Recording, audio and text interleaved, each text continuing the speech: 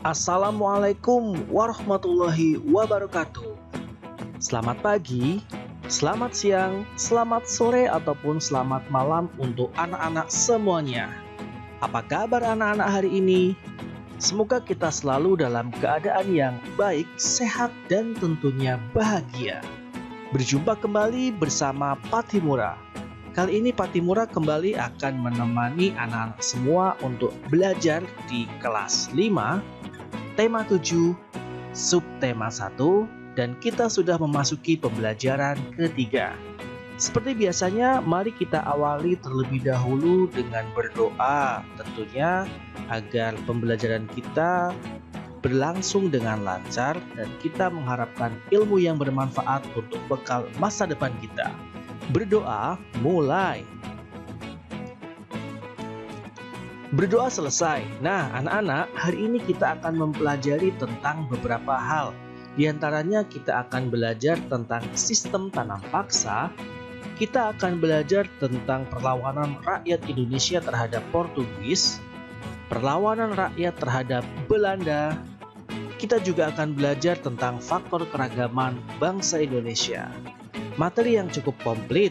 Jangan lupa tonton video ini sampai selesai agar anak-anak menjadi lebih paham terhadap materinya. Dan tentunya materi kita kali ini adalah tentang sejarah. Jangan lupa pelajari sejarah agar anak-anak tahu bagaimana perjuangan bangsa kita untuk meraih kemerdekaan seperti sekarang ini. Tentunya akan menambah rasa cinta tanah air dari anak-anak semuanya. Yuk langsung saja, yang pertama kita akan belajar tentang sistem tanam paksa. Bisa kita lihat, orang ini bernama Johannes van den Bosch, orang yang mengenalkan sistem tanam paksa di Indonesia. Nah, kita bisa melihat di gambar, sistem tanam paksa itu terjadi di Pulau Jawa, Sumatera Barat, Minahasa, Lampung, dan Palembang. Nah, apa itu tanam paksa? Jadi, rakyat dipaksa menanam tanaman ekspor seperti kopi, lada, kelapa, teh, tebu, atau yang nanti dijadikan gula, tentunya untuk kepentingan dan keuntungan Belanda. Ya, jadi kalau sebelumnya masyarakat kita kan sudah terkenal memang sebagai masyarakat yang bercocok tanam, petani. Tetapi setelah Belanda datang dan memperlakukan sistem tanam paksa, kita dipaksa menanam sesuai keinginan dari Belanda dan dengan tujuan untuk menguntungkan bangsa Belanda itu sendiri. Nah, ada beberapa penyimpangan dari perjanjian sistem pelaksanaan tanam paksa. Di antaranya, yang pertama, jatah tanah untuk tanaman ekspor melebihi 1/5 tanah garapan, apalagi jika tanahnya subur. Pada saat perjanjian awal, Belanda mengatakan bahwasannya tanaman ekspor yang diminta oleh Belanda untuk ditanam itu tidak melebihi 1/5 dari tanah yang digarap oleh petani. Akan tetapi kenyataannya hampir seluruh tanah dari petani, apalagi yang subur, mereka paksa untuk menanam tanaman yang dikehendaki oleh Belanda. Ingat, kalau sampai rakyat melawan, hukumannya tentunya akan sangat fatal, bisa disiksa ataupun ditembak oleh Belanda. Penyimpangan berikutnya, rakyat lebih banyak mencurahkan perhatian, tenaga, dan waktunya untuk tanaman ekspor, sehingga banyak yang tidak sempat mengerjakan sawah dan ladang sendiri.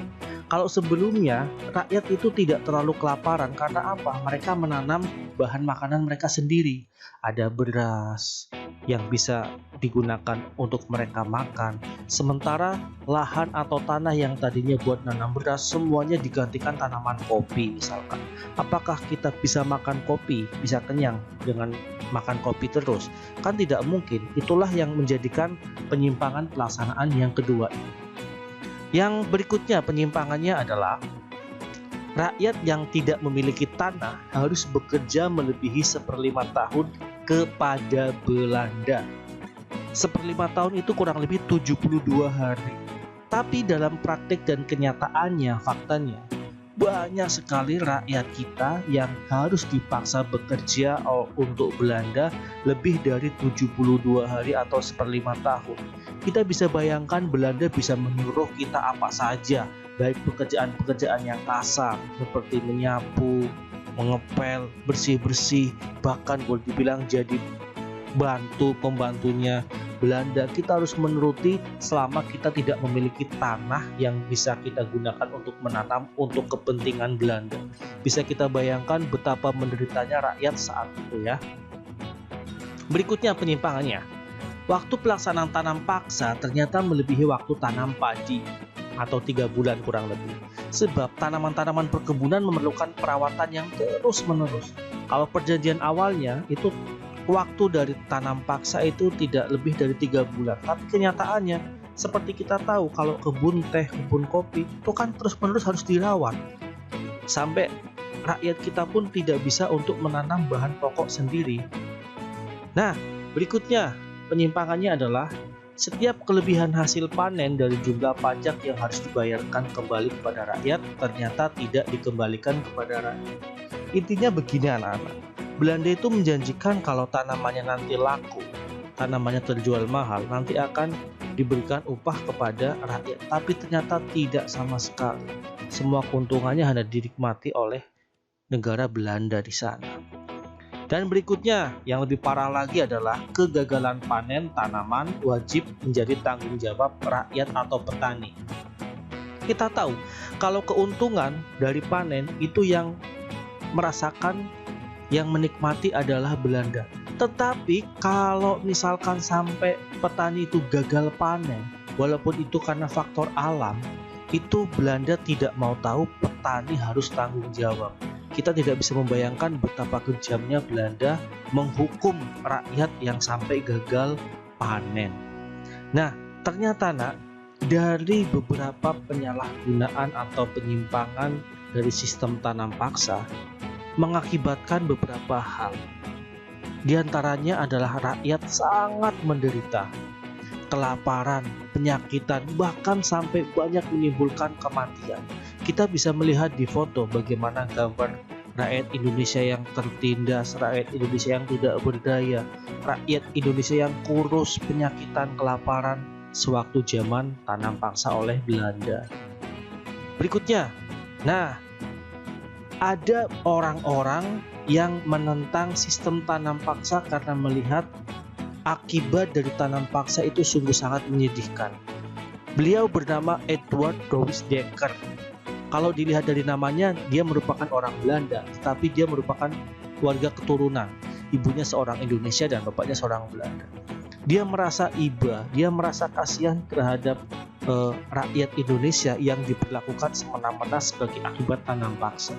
Lalu dia berpikir apa yang bisa ia lakukan untuk membantu rakyat Indonesia. Akhirnya dia menulis sebuah buku.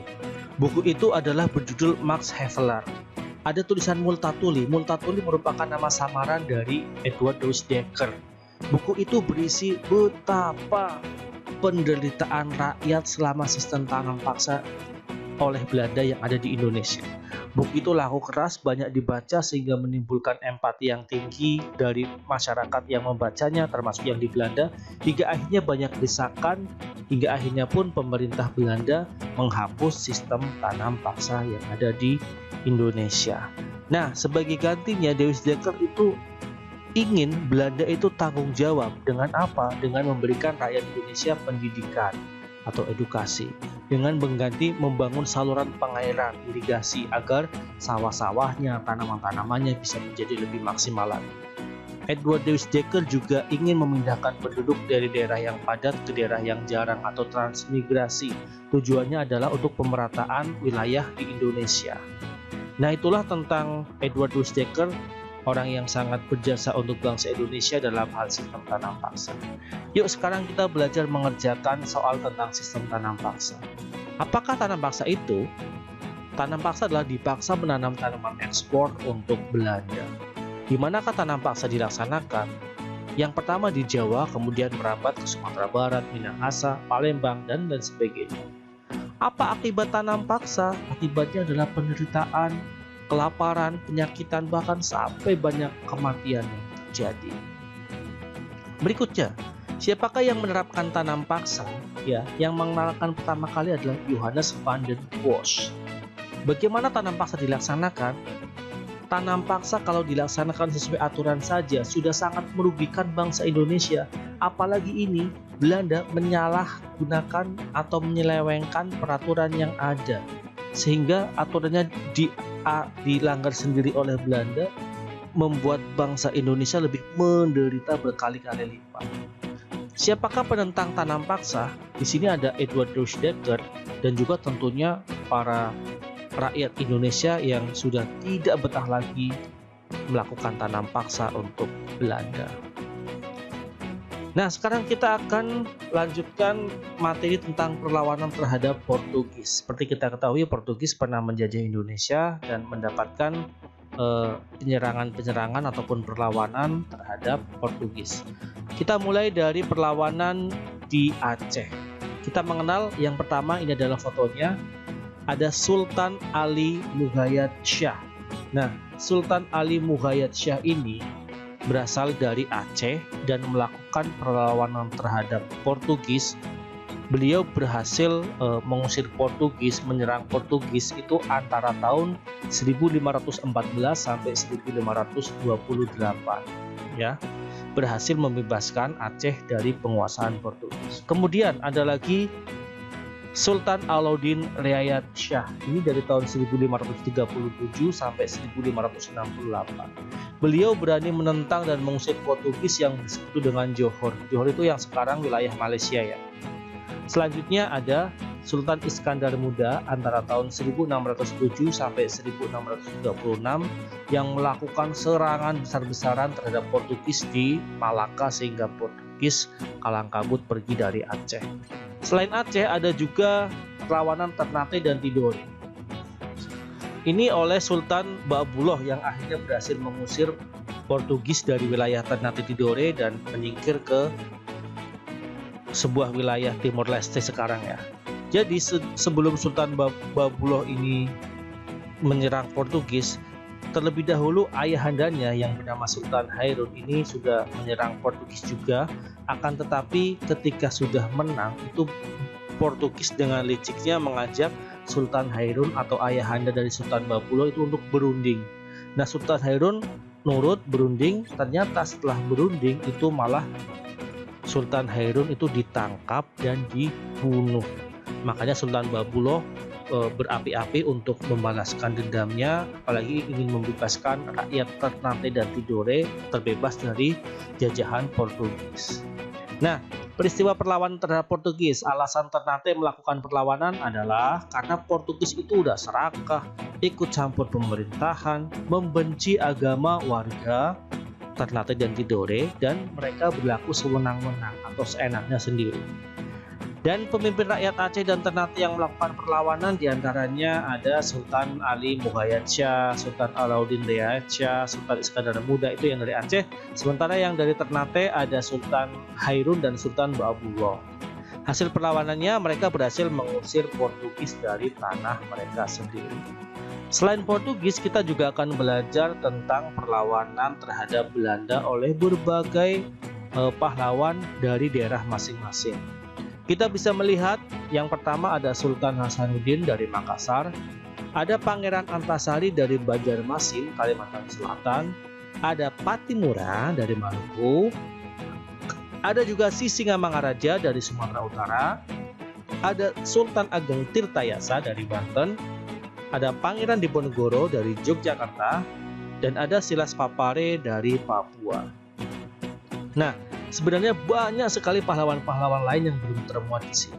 Nanti tugas anak-anak coba mencari satu-satu nama pahlawan yang berhasil menyerang Belanda dan mengusir Belanda. Oke, kita lanjutkan. Kita akan belajar tentang faktor penyebab keragaman bangsa Indonesia.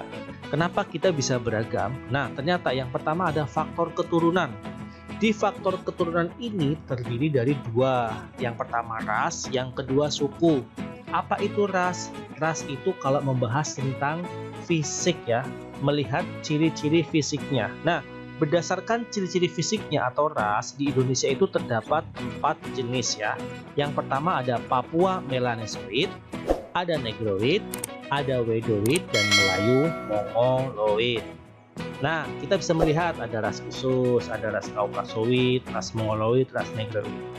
Kalau dilihat mana yang mirip dengan kalian ya, itu berarti termasuk ras kalian. Oke, kita lanjutkan. Faktor penyebab keragaman bangsa yang kedua adalah faktor perbedaan kondisi geografis. Kita tahu tentunya dari kondisi geografis yang berbeda muncullah berbagai ragam mata pencaharian. Kalau orang-orang yang tinggal di pantai itu tentunya berhubungan dengan masalah ikan, ada nelayan, rumput laut dan lain sebagainya, termasuk yang di gunung sana. Nah, perbedaan kondisi geografis ini otomatis mempengaruhi perbedaan dari keragaman bangsa Indonesia ini ya. Berikutnya ada faktor pengaruh budaya luar. Seperti kita tahu bahwasanya di Indonesia itu terdapat banyak campuran kebudayaan asing ya. Ada yang dari India, Cina, Arab. Kita juga bisa melihat di setiap kota ada yang namanya kampung pecinan, kampung Arab. Nah, itu akhirnya mereka membawa budaya-budaya juga dari nenek moyangnya sehingga akhirnya berbaur menjadi satu di Indonesia dan menyebabkan keragaman yang ada di Indonesia. Jelas ya anak-anak ya?